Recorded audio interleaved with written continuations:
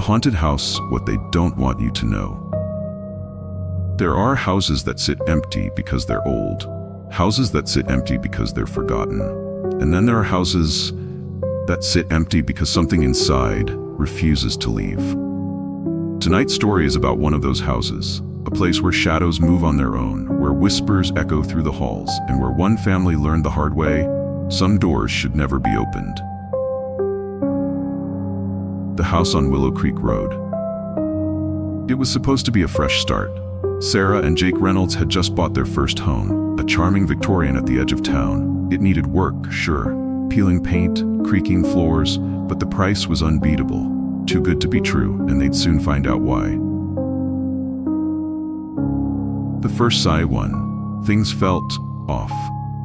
The house was cold. Even with the heat blasting, the air had a chill. But it wasn't the kind of cold you fix with a sweater. It was the kind of cold that settled in your bones. Then came the footsteps. Late at night, upstairs, down the hall, always stopping outside the nursery, where their baby girl, Lila, slept. Jake blamed it on the house settling. Sarah wasn't so sure. Because one night, when the footsteps stopped, the nursery door creaked open, the whispering room. It didn't take long for Lila to start acting strange.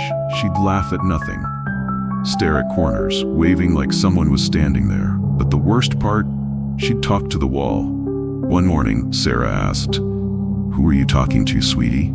Lila smiled. "The lady in the black dress. She says you shouldn't go in the attic." Jake froze. There was no attic. At least that's what the realtor had said. But when Jake checked the hallway ceiling, there it was. A small square panel, painted over, hidden. And from the moment they found it, the whispering started. What's in the attic? It began at 3:15 every morning. Soft, rhythmic, like someone talking just beneath their hearing. Jake swore it was the old pipes. Sarah wasn't convinced. One night, she stood beneath the attic panel, recording the sound on her phone. When she played it back, the whispering was clear. "Get out, get out, get out. The door opens." That was the last straw. Jake grabbed a ladder. Sarah begged him not to, but he had to know. The moment he pushed the panel aside, the attic was empty, except for an old trunk in the center, dusty, locked with a rusted latch. Jake pried it open. Inside, a wedding dress, yellowed with age, and beneath it, a diary. The woman in the black dress. Sarah flipped through the brittle pages.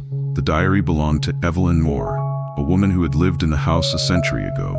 Her last entry read, "He took everything from me, my life, my child, but I won't leave, not until this house is mine again."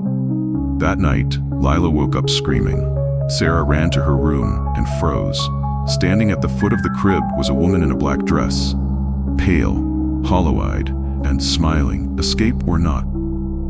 The Reynolds didn't wait. They grabbed Lila and ran. Didn't pack, didn't turn off the lights, just drove, far away.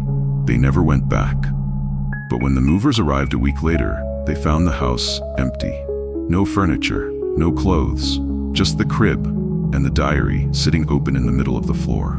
One line was scrawled across the last page in fresh ink. "You can leave the house, but you can't leave me." The last call? Months later, Sarah's phone buzzed. An unknown number. She almost ignored it, but curiosity got the better of her. The voicemail was 6 seconds long, soft whispering, and one chilling word. "Mommy?" That's tonight's story. What do you think Evelyn wanted? Was she protecting Lila, or trying to take her back? Drop your thoughts in the comments. And remember, if you ever find an attic door that's been sealed shut, leave it that way. Like, subscribe, and hit the bell for more terrifying tales. Until next time, sleep well.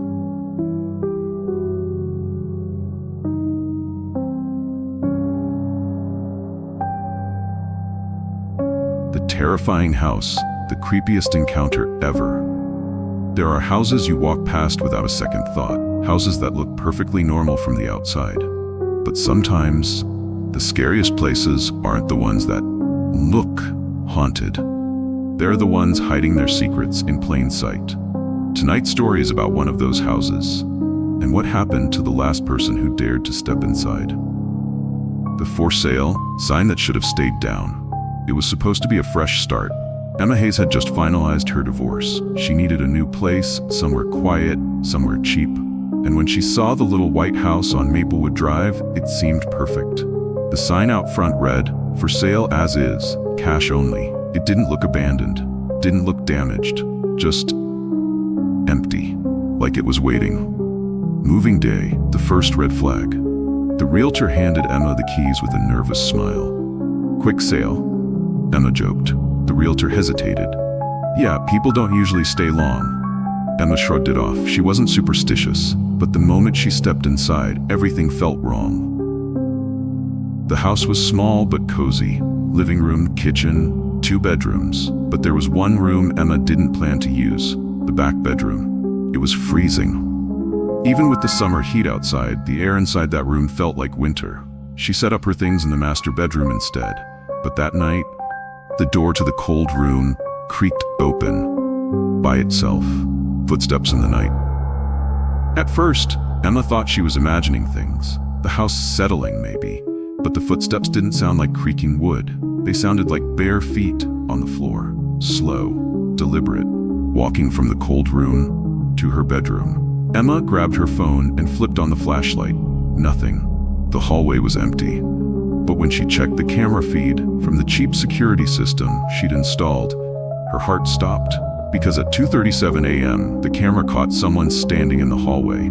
A woman, dressed in black, staring at Emma's bedroom door. And just before the video cut off, the woman smiled. The history of the house. The next morning, Emma packed a bag and went to the library. She needed answers. The house had been built in 1946, owned by a couple named the Millers. They lived there peacefully for years, until Mrs. Miller vanished in 1963. No signs of struggle, no goodbye note, just gone. And her husband? Found dead in the cold room 6 months later. Heart attack, they said. But the coroner noted something strange. His fingernails were ripped off, like he'd been clawing at the floor. The scratch marks. Emma rushed back to the house. She had to know. In the cold room, the floor was scuffed and stained, but one corner stood out. The wood looked freshly scratched. Heart pounding, Emma grabbed a crowbar and pried up the floorboards. Beneath them, a trapdoor, and underneath that, a shallow grave. Inside was a dress. Old, torn, stained with something dark, and wrapped in the fabric, a lock of hair. "Get out." Emma stumbled back, horrified. That's when she heard it.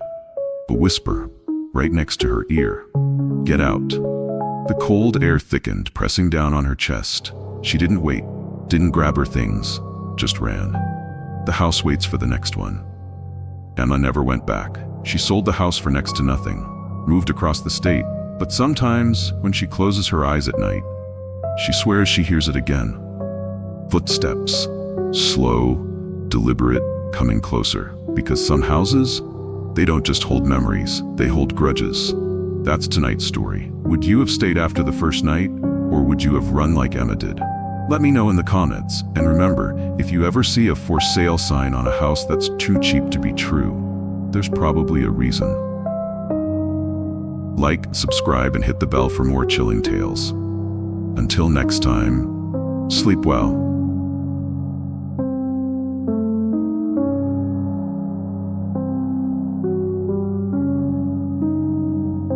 The unexplained house. You won't believe what happened. Some houses have history, some houses have secrets, and some houses choose their victims. Tonight's story is about a house like that, a house that looks perfectly ordinary until you step inside. Because once you do, you might not make it out. Lila Green had just gotten her dream job. Fresh start, new city, new life. She needed a place fast, so when she found a charming little house on Rosewood Lane for half the usual rent, she didn't hesitate. It was clean, cozy, quiet. The landlord, an older woman, polite but distant. "You can have it, but don't go in the basement," she warned. Lila laughed, thought it was a joke. It wasn't. The first night was peaceful until 3:13 a.m. That's when the humming started. Low, constant, coming from beneath the floor. Lila sat up, heart pounding. Maybe the furnace? Old houses make noise, right? But when she checked the thermostat, the heat was off. The locked door. The next morning, Lila found it. A door in the hallway, painted over, almost like someone wanted it forgotten. The basement. It was locked, just like the landlord had said. But here's the thing, the humming, it was louder near the door. The footsteps. By the third night, things got worse. Footsteps. Slow, heavy footsteps, pacing the hallway outside her bedroom. Lila held her breath, gripping her phone, but when she peeked into the hall, no one was there. Except the basement door, it was open. Lila grabbed her flashlight. She knew she shouldn't, but curiosity won. The basement stairs were old, splintered. The humming grew louder with each step, and at the bottom was a single, bare room, empty. Except for a chair. And on the chair, a cassette tape. Labeled, "Don't press play." The tape. Lila pressed play. Of course she did. At first, there was only static, then a voice. Faint, strained. It's still here. It knows when you're alone. It watches. It waits. Lila's stomach dropped. The voice, it was her landlord. The basement secret. Lila stumbled back, flashlight flickering. That's when she saw it. Scratches on the walls. Long, deep, desperate. Like someone or something had tried to claw its way out. And the humming, it wasn't from a machine. It was a chant. Whispered words, endless and ancient, vibrating through the walls. Something was sealed down here. And now, it was waking up. The last night. Lila didn't sleep. She called the landlord. No answer. The next day, she packed her bags, but as she turned the key in the front door, the humming stopped. The house fell silent. Too silent. Then, from the basement, footsteps. Coming up the stairs. Gone without a trace. Lila never left that house. Her friends came looking. Her job called. But when the police broke in a week later, the house was empty. No furniture, no belongings, like she'd never been there at all. But the landlord? She was found in her apartment across town, dead, clutching a single cassette tape. The house waits. The house on Rosewood Lane is vacant again. A new for rent sign stands out front. The ad says it's charming, affordable, move-in ready. But if you ever tour the place, listen closely. If you hear a low humming, get out, because once that house chooses you, it doesn't let go. That's tonight's story. Would you have gone into the basement or left the moment the humming started? Let me know in the comments. And if you ever find a house that seems too perfect, remember, some prices are too high to pay. Like, subscribe, and hit the bell for more chilling tales. Until next time, sleep well.